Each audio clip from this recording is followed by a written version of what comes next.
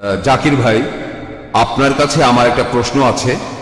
এখানে যেসব মুসলিম ভাই ও বোনেরা আছেন তাদের অনুভূতিতে আঘাত লাগলে আমি ক্ষমা চাচ্ছি। আমার নাম মহেশ মেহতা, আর আমি ব্যবসা করি। আপনাদের পবিত্র কোরআন এটা আল্লাহর পাঠানো আসমানি কিতাব নয়। কেন?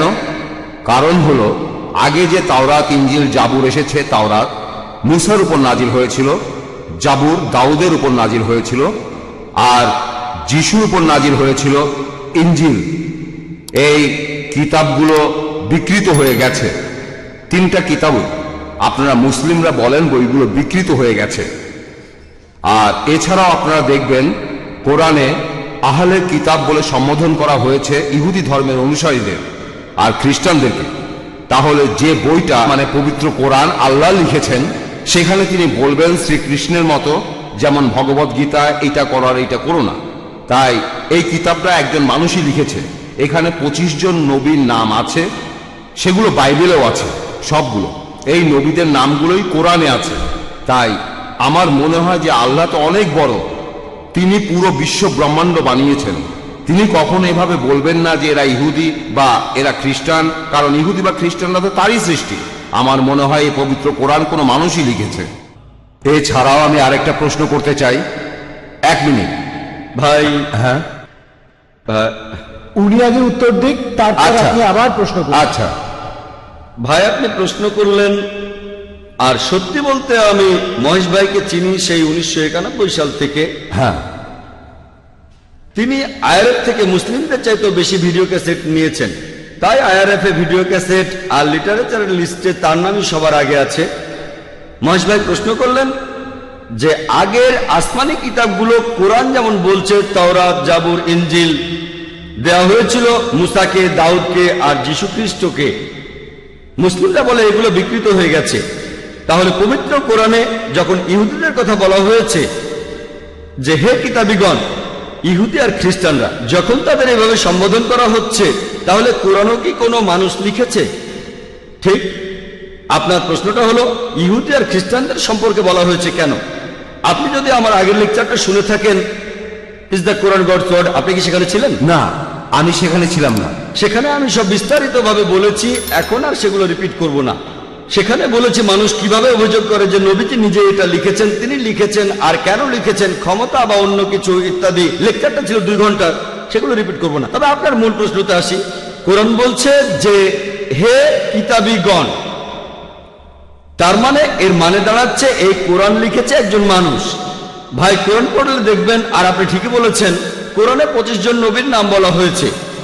আর এখানে যতজন নবী রাসূলের নাম বলা হয়েছে তারা সবাই ইহুদি। দেখবেন যে এই নামগুলো বাইবেলে বলা হয়েছে। কোরআনের প্রায় 1/3 ইহুদিদের সম্পর্কে বলা হয়েছে। কেন? এটা উদাহরণ যে আল্লাহ তাআলা সুবিধা দিয়েছিলেন ইসরায়েলের মানুষদের, হে বনি ইসরাইল, আমি একসময় তোমাদের অনুগ্রহ করেছিলাম, কিন্তু তোমরা তখন এই কাজগুলো করেছো। পবিত্র কোরআনে এই উদাহরণগুলো দিয়েছেন আল্লাহ তাআলা, যে তারা নবী ছিলেন যারা আগে এসেছিলেন এই মানুষদের কাছে। কিছু মানুষ নবীকে প্রত্যাখ্যান করেছিল, কিছু মানুষ গ্রহণ করেছিল। এখানে উদাহরণ দিতে গিয়ে বলা হয়েছে কুল ইয়া আহলাল কিতাব, বলো হে কিতাবীগণ, তাআলা ইলা কালিমাতিন সাওয়াইন বাইনানা ওয়া বাইনাকুম, এসো সেই কথায় যাহা আমাদের ও তোমাদের মধ্যে এক। তাহলে কোরআন এখানে মুসলিমদের বলছে যে তোমরা কিতাবীদের সাথে এ বিষয়ে কথা বলবে। কিতাবীগণ মানে যারা আসমানি কিতাব পেয়েছে। এখানে পবিত্র কোরআন পরিষ্কার করে বলেছে, যখন কোরআনে আহলে কিতাব বলা হচ্ছে, ইহুদি আর নাসারাদের কথা বলা হচ্ছে, ইহুদি আর খ্রিস্টানদের, তাহলে আল্লাহ বলছেন মুসলিমদের কিতাবীদের সঙ্গে কথা বলতে। আল্লাহ আরো বলেছেন ইয়া আহলাল কিতাব, হে কিতাবীগণ। তার মানে কোরআন এখানে শুধু মুসলিমদের বলছে না, শুধু আরবদের বলছে না, কোরআন এখানে কিতাবীদেরও বলছে।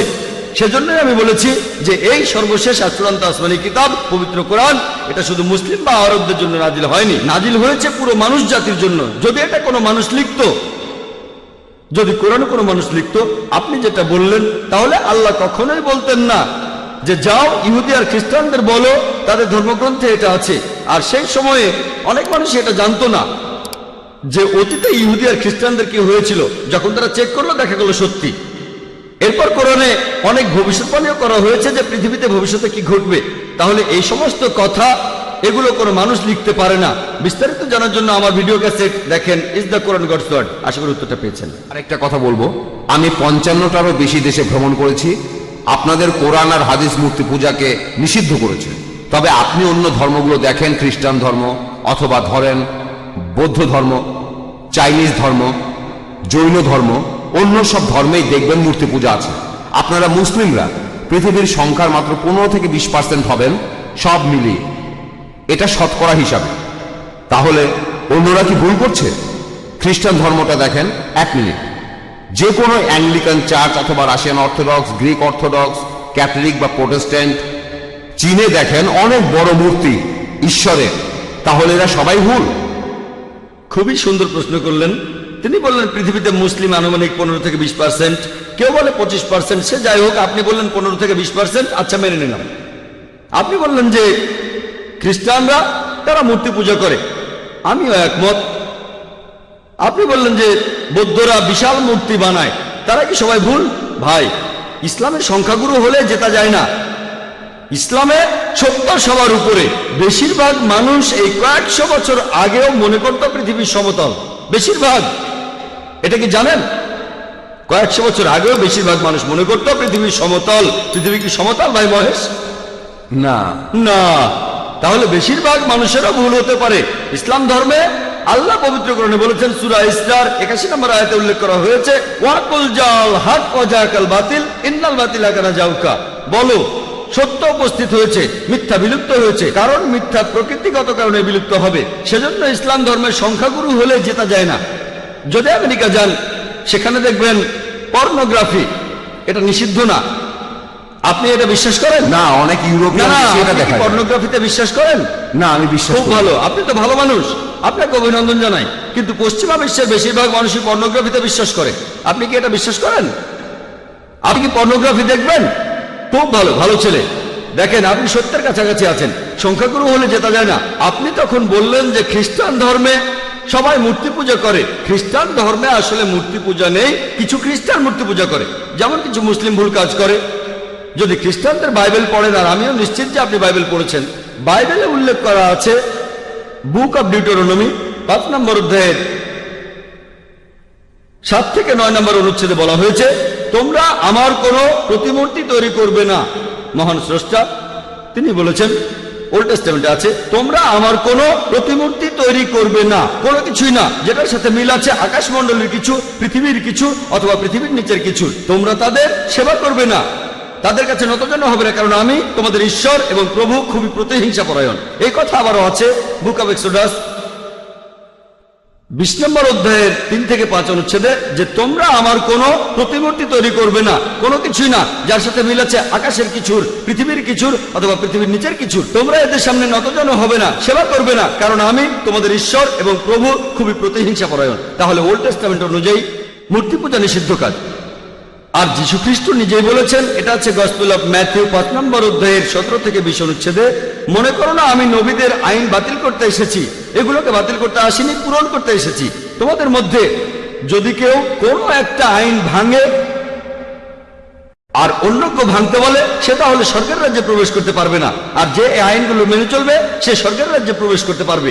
যদি তাদের ন্যায়নিষ্ঠতা গ্রন্থে বলা ন্যায়নিষ্ঠার চাইতে বেশি না হয়, তাহলে তারা স্বর্গের রাজ্যে প্রবেশ করতে পারবে না। তাহলে যীশু খ্রিস্টের কথা অনুযায়ী আপনি যদি স্বর্গের রাজ্যে প্রবেশ করতে চান, আপনাকে তাহলে ওল্ড টেস্টামেন্টের সবগুলো আইন মানতে হবে, মুসা নবীর আইন মানতে হবে। স্রষ্টার কোনো প্রতিমা বানাবেন না। তারপরও মানুষ বানায়, কেন?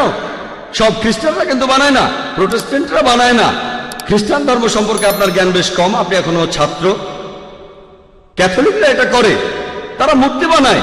এজন্যই প্রোটেস্ট্যান্টরা প্রোটেস্ট করেছিল যে আপনাদের কাজটা ভুল। তাহলে বাইবেলের কথা অনুযায়ী সৃষ্টিকর্তার কোনো প্রতিমা বানাতে পারবেন না। আপনার কথা মানি? বেশিরভাগ হিন্দুই মূর্তি পূজা করে। আমি আগে বলেছিলাম, নাতাস্তি প্রতিমা আস্তি, মহান সৃষ্টিকর্তার কোনো প্রতিমা নেই, কোনো ছবি নেই, কোনো ভাস্কর্য নেই, তার কোনো মূর্তি নেই। আপনি কি মূর্তি পূজা করেন? হ্যাঁ, আমি করি। আচ্ছা, তাহলে তো বেদ মানছেন না। আমি আসলে সবগুলো ধর্মই মানি, সব ধর্মই এক, কারণ মহান ঈশ্বর সবগুলো ধর্ম সম্পর্কেই জানেন।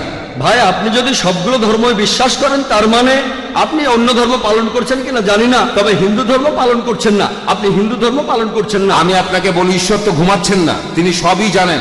তিনি তো সবকিছু সৃষ্টি করেছেন, সবকিছু। তাই তিনি সবগুলো ধর্ম সম্পর্কেই জানেন, যেমন ইসলাম।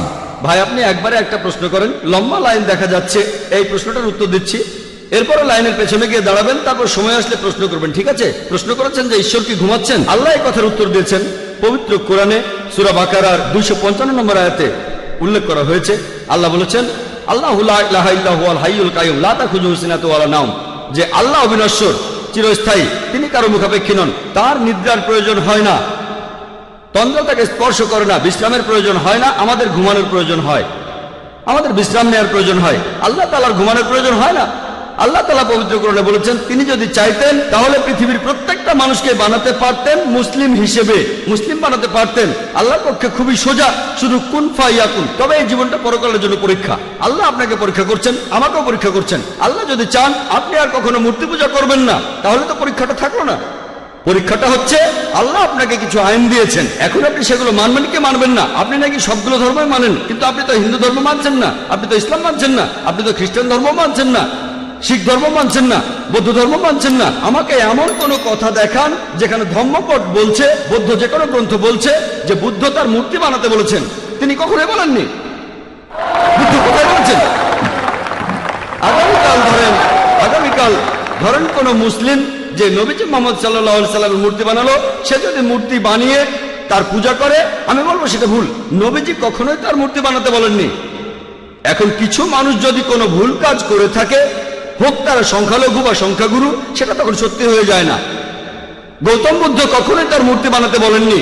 এখন কেউ এই মূর্তিগুলোর বিরুদ্ধে গেলে সে আসলে বৌদ্ধদের ধর্ম পালনে সাহায্য করছে। শুধু বুদ্ধের একটা বিশাল মূর্তি বানিয়েছে বলেই তারা বুদ্ধকে মানে, এমনটা কিন্তু ঠিক না। সেজন্য আমি বলেছি, যদি কোনো ধর্মকে বুঝতে চান, অনুসারীদের দেখবেন না, ভাই মহেশ আমাকে দেখবেন না, ধর্মগ্রন্থগুলোকে দেখেন, পবিত্র কোরআন দেখেন, পবিত্র কোরআন পড়েন, আপনাদের বেদ পড়েন, যেগুলো কমন সেগুলো মেনে চলেন, আর যেগুলো কমন না সেগুলো পরে দেখবেন। আপনি নাকি সব ধর্মই পালন করেন, আপনি তো হিন্দু ধর্ম মানছেন না, খ্রিস্টান ধর্ম মানছেন না, ইসলাম ধর্ম মানছেন না, সবগুলো তো পরের কথা। আমি বলছি অন্তত পক্ষে কমন জিনিসগুলো আপনি মেনে চলেন, যেগুলো কমন না সেটা নিয়ে পরে কথা বলবো। আপনি তো কমন জিনিসগুলো মেনে চলছেন না, সবগুলো মানা তো পরের কথা। যেদিন আপনি মূর্তি পূজা বন্ধ করবেন, সেদিন আমি কথা বলতে পারবো যে আপনি সবগুলো ধর্মের সবচেয়ে প্রধান কথাটা মানছেন। যেদিন আপনি মুহাম্মদ সাল্লাল্লাহু আলাইহি সাল্লামকে সর্বশেষ চূড়ান্ত নবী হিসেবে মানবেন, সেদিন বলতে পারবো আপনি বেশিরভাগ প্রধান ধর্মের সবচেয়ে প্রধান দুটো কথা মানছেন। আশা করি উত্তরটা পেয়েছেন। ভাই অভিষেক এসেছেন, যিনি একটু আগেই প্রশ্ন করলেন, তিনি স্টেজের পেছনেই আছেন। তিনি ডক্টর জাকির নায়েকের কাছ থেকে আরেকটা কোরআন নেওয়ার সুযোগটা হারাতে চান না, তাই উনি স্টেজে আসছেন।